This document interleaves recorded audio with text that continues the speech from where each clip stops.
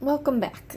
This is MirandaPitrone, and I am going to be showing you how to do one of my swipe mandala flower type designs. I didn't get a chance on the last video to get the instructions loaded. My house was a little noisy, so I apologize. So this one I'm going to go through it with you and give the verbal instructions on what paints I use and brushes and just what I'm thinking as I paint the stone. So let's get started. So I think for this one today I am going to use greens since I did blues on the last one. And this is an abnormally shaped stone. So I know a lot of people have trouble finding things to do on stones that aren't shaped perfectly round if you're doing a mandala, but we can add some other flourishes off to the side or a stem for a flower and things like that to just kind of fill in the stone and give it some character. So this one I don't have to find the center on because we're not going to do it from the center of the design, or pardon me, of the stone.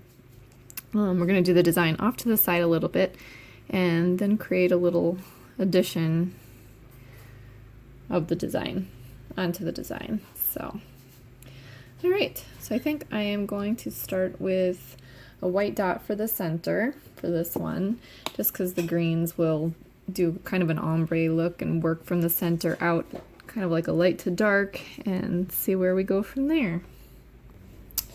All right, so I am using Decoart paints, and I'm going to do white for my center dot, which I think I'm going to put right about here, and that gives me enough space to do a design down the side over here. And I do just kind of eyeball it. And yeah, I'm just painting a circle. With the brushes, you know, you have varying sizes, but if you want a bigger dot, you just kind of push the paint around in a circle. Thinking this will be a little bit easier to view if it's up on an angle. Okay, so I'm kind of debating whether or not I want to do silver with the green, or if I want to go with kind of a coppery gold mix for the center.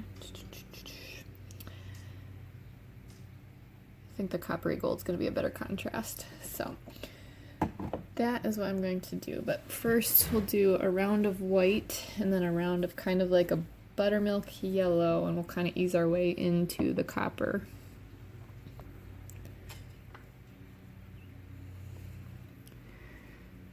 Okay, so white.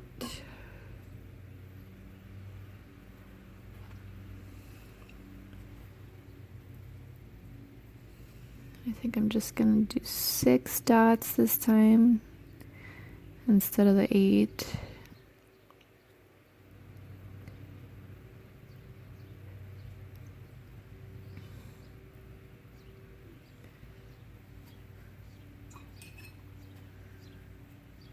Okay, so that was white, and then I have buttermilk, which is one of the Americanas, the Decoart Americanas.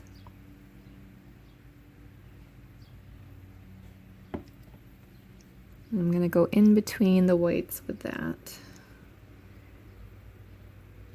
And just a little bit bigger. So with the brush, I'm just pushing down a little bit harder.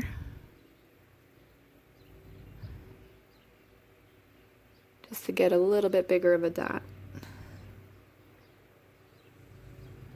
Like that. Okay, next I have kind of an orangey peaches and cream. Like I said, we're just kind of trying to ease up to getting that copper color.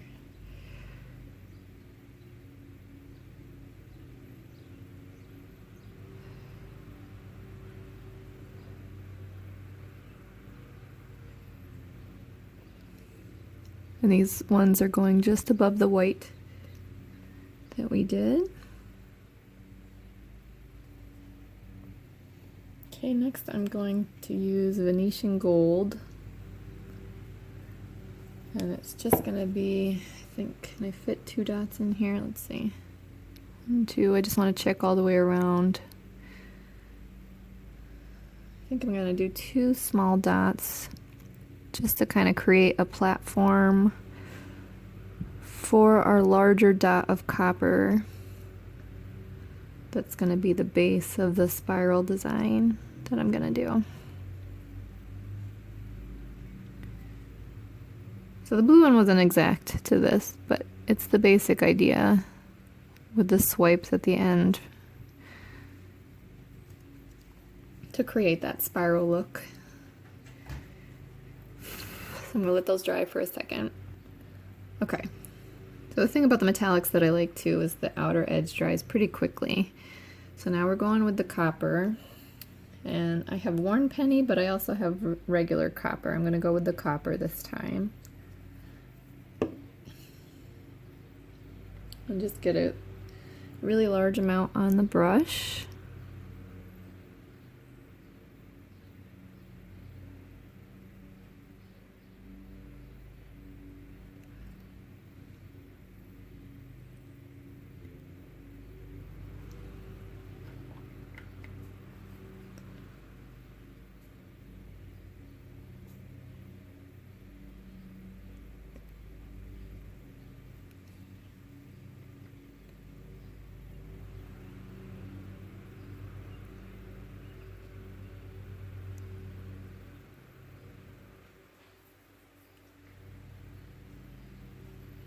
Sometimes I get a little bit obsessed with the metallics, and I just want to make everything with the metallic paint.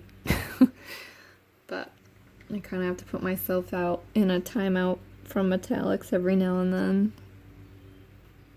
Especially around Christmas time. I don't know why. That's the shiny tinsel and all the ornaments and stuff like that. Maybe it just is a subconscious inspiration. Alright, so I got the copper there. So now we're going to start with some of our greens around that copper. So I have a bunch. We're going to start with spring green.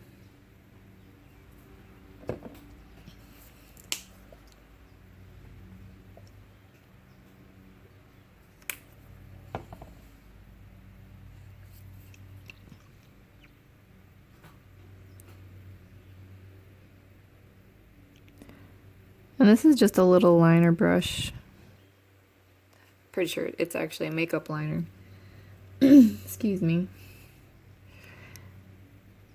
But I have a bunch of other liner brushes too that you can get at places like your craft store. I've got some online from US Art Supply.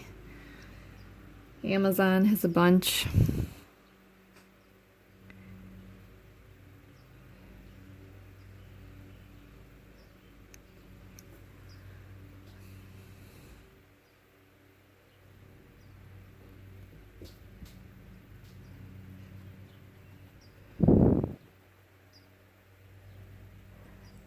And you can actually buy the angle spot detailer too, that blue brush, on Amazon too. I think it's something like $7.49 or something like that from this actual shop, but then on Amazon I've seen them as low as $5.45. And then I know Target too now has the angled eyeliner brushes from Eyes Lip Face from the ELF brand. And they're only $3, so if you were looking to just try an angled brush for a bit, one of these, then $3 isn't too much to spend. Alright.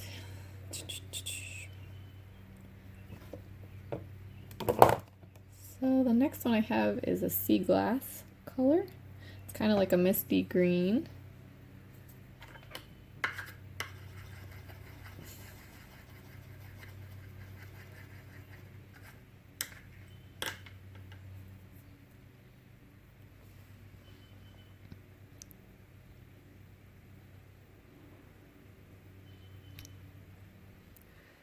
And I'm just doing tiny little dots, starting at the top of our copper, and then just working my way around and letting the paint just kind of run out as the dots get smaller. as you go around. So it makes kind of the graduation in size from the large to the small dots.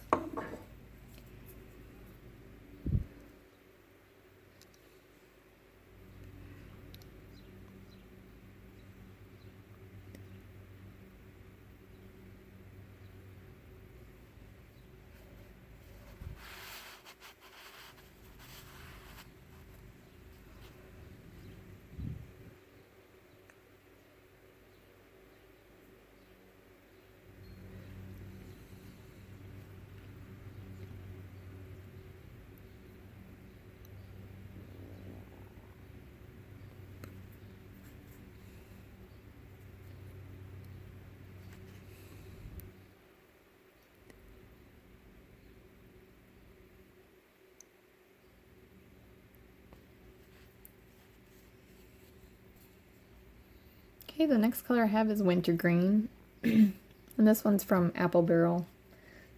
It's just a little different consistency, but it still works pretty well.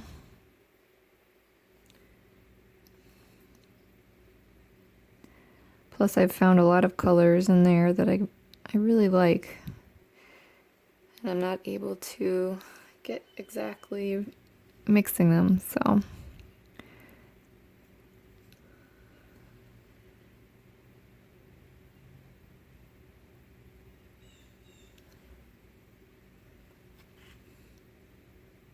And it's just a shade or two darker with a little more tinty green to it than the misty sea glass that we just used.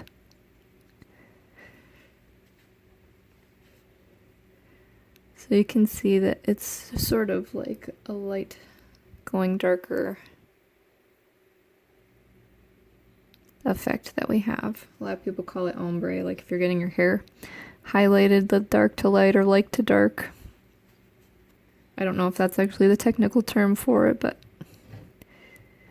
in painting. So if anybody knows, feel free to leave that in the comments. Because I'm always learning too, right? We're always learning new things. So I appreciate all the feedback that you guys give.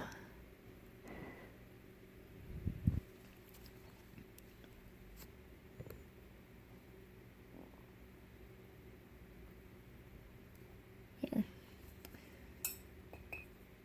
Alright, so the next one I have is grasshopper green.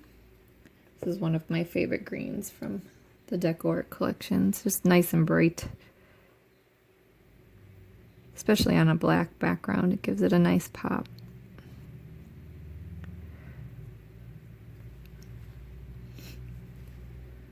So we're getting a little farther out with our design now on the spirals. And you can really see now the kind of pinwheel effect. It gives it a lot more movement the more rows that we put on here.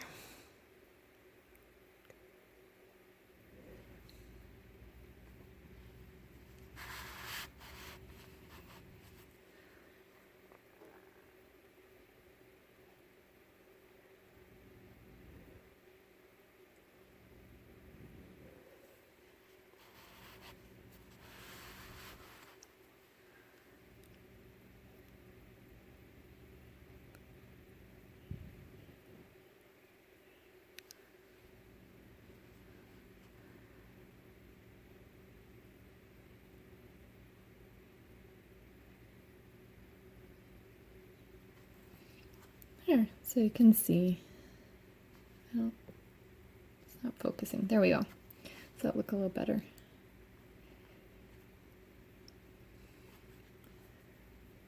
I'm thinking we'll do one more of kind of a nice ocean green. Okay, so this one's just a little bit darker. And we're getting out far enough now that I probably want to start doing some of the swipes. Which I learned from a subscriber. They're called comma strokes in painting. Some people that are doing the dotting tools call it a dot drag. Swoops, swooshes. There's lots of different names that people have been calling it, but they're all the same thing. It's just a longer stroke with a little tail at the end. And they go really well, I think, as a different texture to a dot art piece.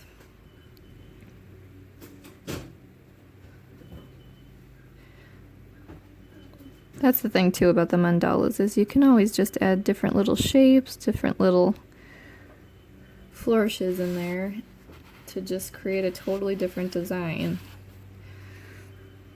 So I almost never start off with an actual patterns and stuff, so.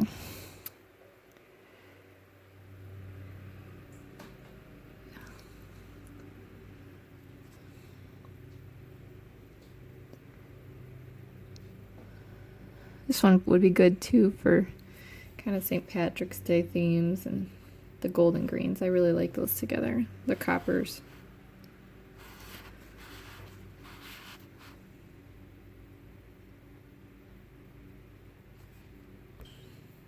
Alright, so for the swipes, I'm going to go back to that light spring green and work my way throughout the greens again.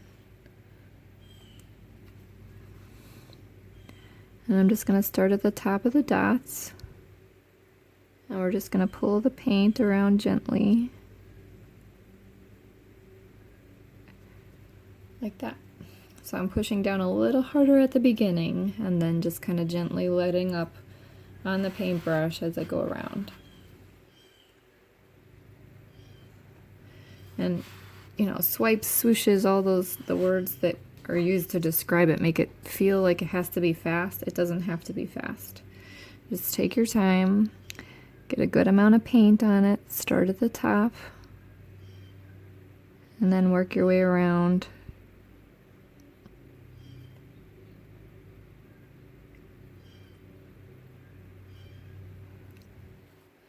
And then drag the tail to where you want it to go. I just want to kind of cradle the greens that we made with the dots.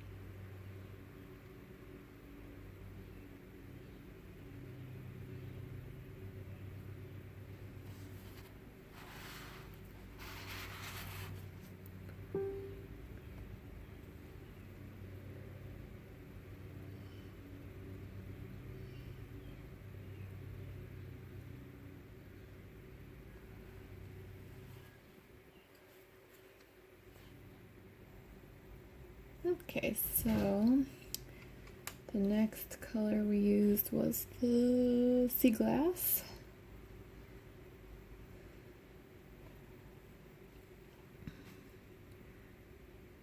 I'm going to keep these ones in line with one another.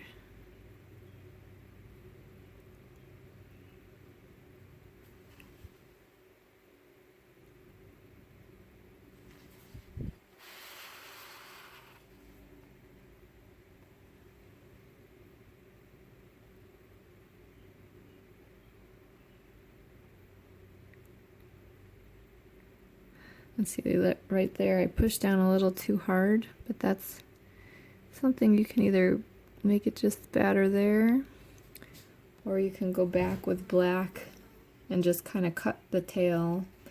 Since we have a background on here, you can fix it and thin it out if you want to. Or erase it completely just by painting over it with your background color.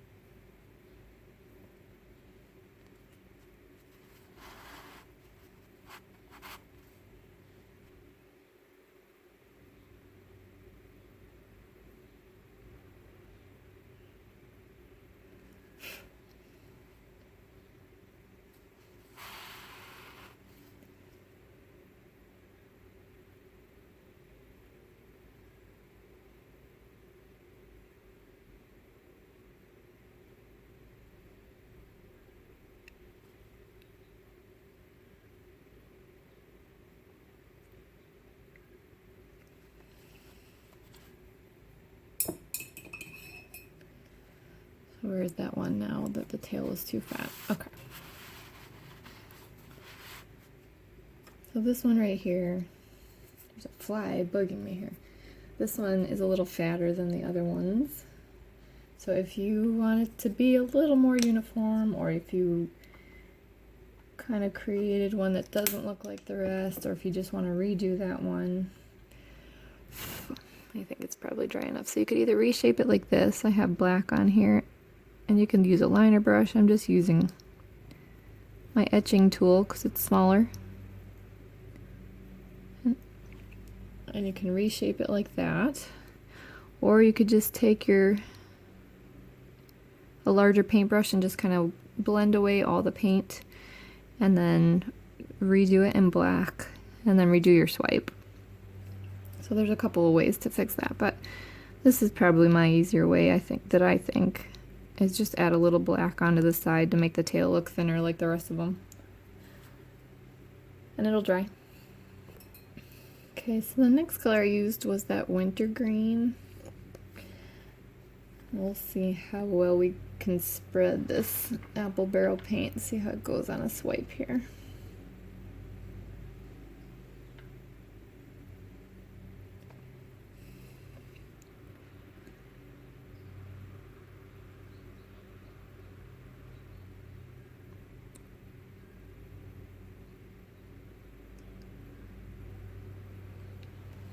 Yeah, not too bad.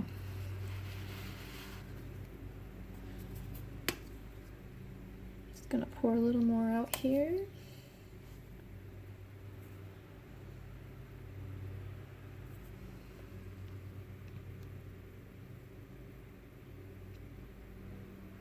So I actually put a ton on my brush. A lot of people think, excuse me, that I'm filling some kind of paint pen, but it's just a brush. I just put so much on there because as you do the swipe, it'll pull from the top where I have more, or I've overloaded it. Or you can just redip, reload the tool that you're using.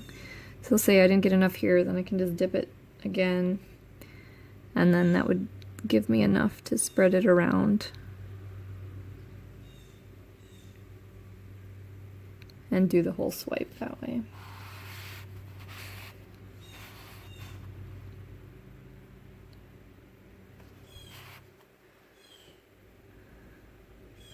I know I get a lot of questions about that, so I wish I had some refilling miracle tool here, but it's just a paintbrush that I just have overloaded.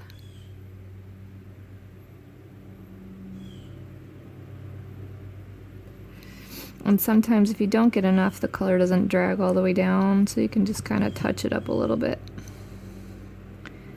Or even wait for it to dry and then go back over it again. It'll give it a little brighter color.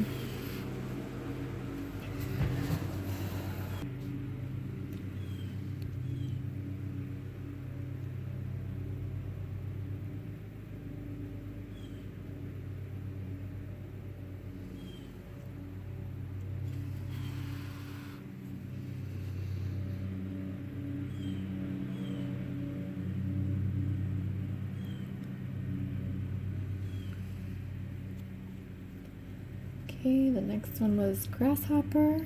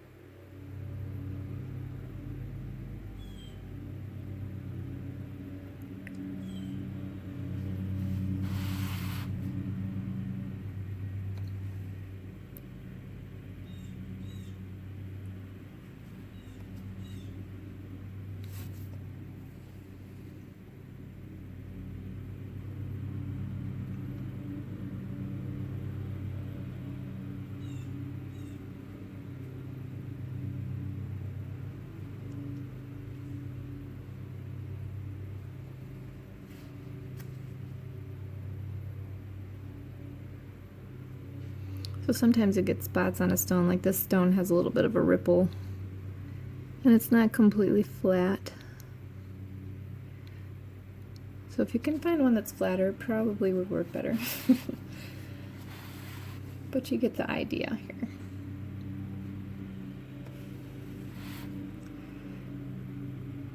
And I didn't get quite enough paint on there. I think I gotta put a little more on my palette here.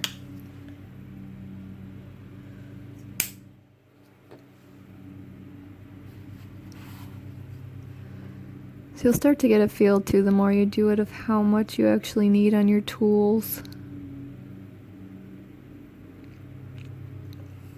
Especially with the dotting tools. I mean, you really have to load it up if you want to drag it far with the dotting tools. So the dotting tools will work for the shorter dot drags. As far as the long ones, I'm not sure how far you can actually drag it, depending on the size of your tool, I suppose. Some of the punch sets or something like that may hold more paint on it. But I'm not sure about those. I'm just touching some up here. Because sometimes, like I said, the paint doesn't cover as far as I want it to go.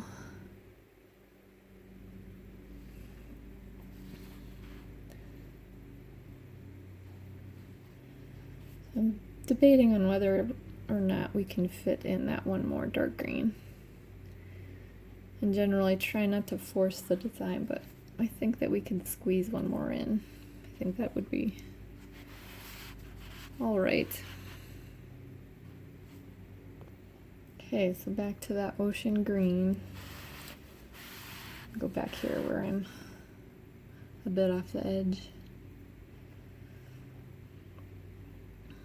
Maybe what we'll do is even just kind of shorten it up a little. Just give it a different look, so they all don't have to be the same length.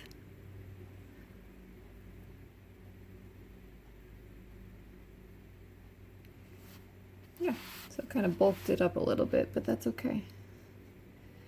It's just a different look.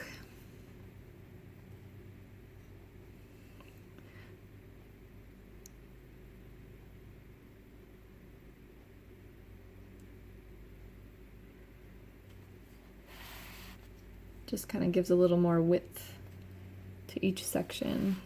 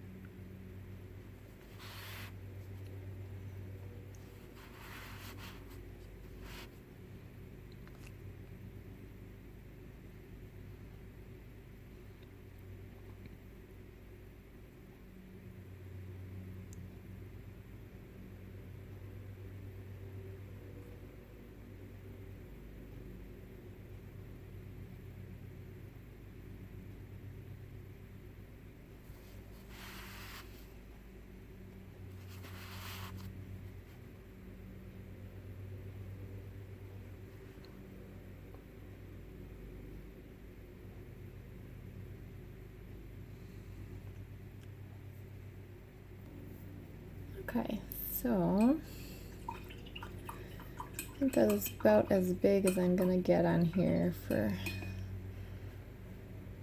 the top part.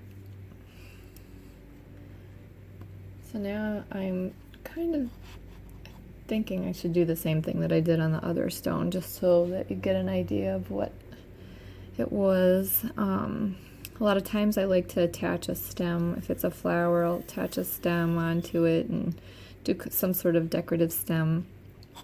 But the last design that I did, it was kind of an unattached, just kind of flourish. So I did something like this. And I'm just using the dotting tool that I broke the end off of, but you can use a pencil or chalk or anything like that. on your background. So this is just I call it my etcher. It's just got a scratchy point to it, and it allows me to draw on a black background, or a lot of the backgrounds actually. And if I don't like what I've sketched, I can always just erase it with a little bit of water here and then redo the design. So I think that fits pretty good there. And what I want to do with my colors, because I use the copper in the center of the design, I kind of want to bring that out. So I want to incorporate that into the stem here. So I think I'm going to do the whole, or stem, flourish, I don't really know. It's not really a flower attached, but just for reference, I call them stems. So I'm going to do the copper, and then I'm going to do white dots, I think, because that'd be nice and bright.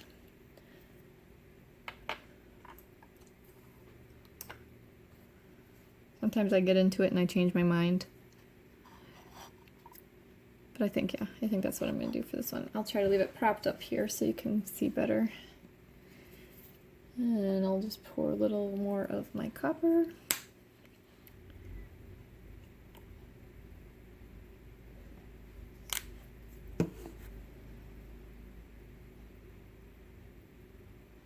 And I'll just do some larger dots along here. Not so close that they bleed into one another, but I do them decently close. And the thing about etching on here too, after I don't necessarily have to erase the line, because when I varnish, it dampens the stone and erases the line anyway. But you can also just run a little bit of water over it after the etching into the background.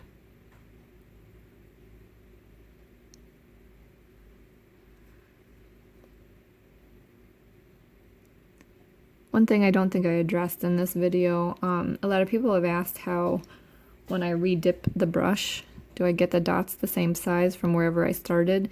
Sometimes I'll drop a little bit of paint off on the palette. Sometimes I'll stop and drop it off at another point on the stone where it would be that large of a dot.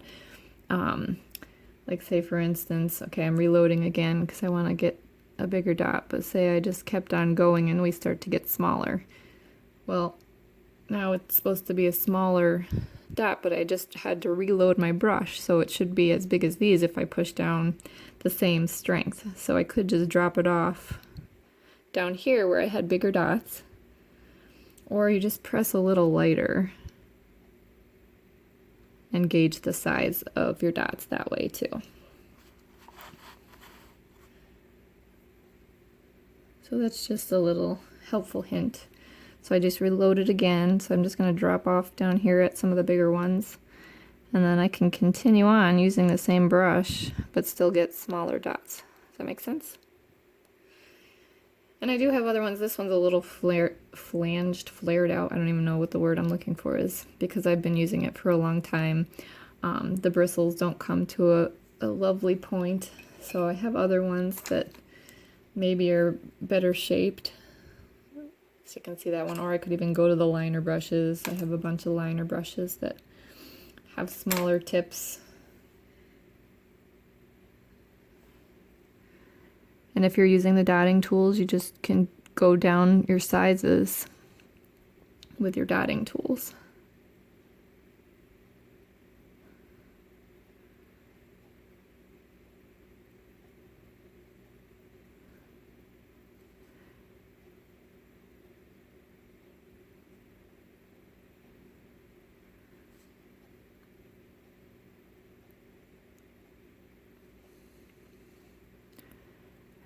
And sometimes I work without a pattern. Sometimes I do something like this where I'll sketch it on just to kind of get an idea of what I want it to look like.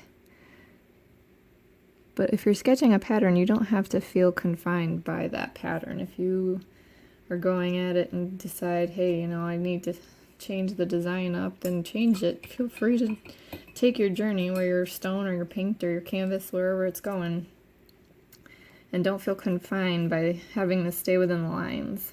So I know that can get kind of stressful too if you feel like you need to get that exact design down. Pardon me. it's just gonna create something different and unique that you're making, that you're painting. So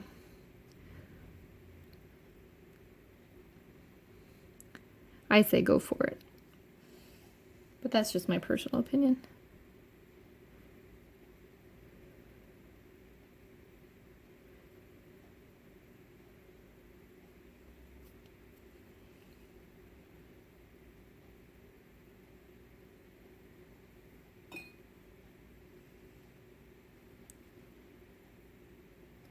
And like I said too, you know, it doesn't have to be perfect. Like this swirl doesn't exactly match that swirl.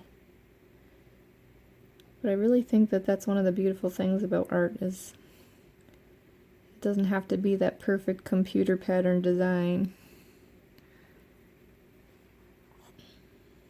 So I guess this is just kind of like the giant S-curl now that I'm looking at it, which I started doing a while back, doing kind of an S shape with dots and curl around as part of the mandalas, but maybe I just have that stuck in my brain. So. But it adds a nice large flourish to this too. Alright, where is my white? So the thing about the metallics that I kind of like, I don't know if I mentioned it earlier in this video, but they dry decently quick around the edges. So the risk of bleeding into one another now when I'm going to add dots to it, I haven't paused the video at all this time. A lot of times I pause the video to allow them to dry so I can get ones closer into each other so they don't bleed into one another. But I did not on this. I'm just going to go for the whites. Because you can see that it's kind of already got like a skin that's dry. And this is just to kind of add some contrast to the pattern of the whites here. Sometimes on the stem I like it adds a little extra highlight to the stem on a flower. And I'll do it on both sides, sometimes one side, sometimes I don't do it at all, but I think it's a nice addition to something for a design.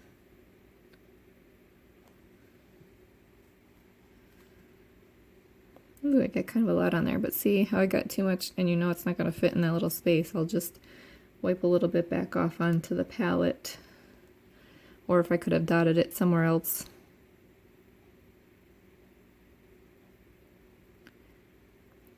But that just takes a little bit of practice.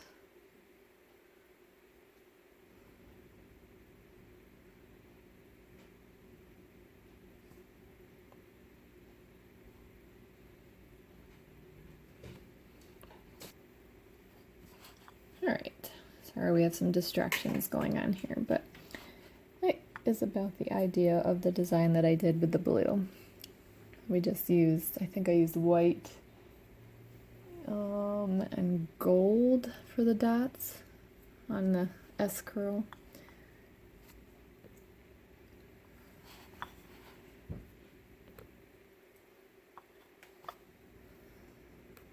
But there you can see how that one was done. So, I am looking forward to your feedback and comments and questions. Feel free to put those down below in the comments. If you like the video, please give it a thumbs up. I'll try to create more. And if you are looking for my other videos, you can subscribe to my YouTube channel because I have all those on there. I think there's over 100 videos. Some of them are the olden days, though, when I first started out just videoing with my camera, phone, and painting. So they aren't the best quality, but if you subscribe, you can see all of those and see the humble beginnings till now. If you have any ideas for future videos that you want to see, or suggestions for videos that you would rather, let me know. I'd love to hear it. And I hope you all had a great day and enjoyed watching this stone.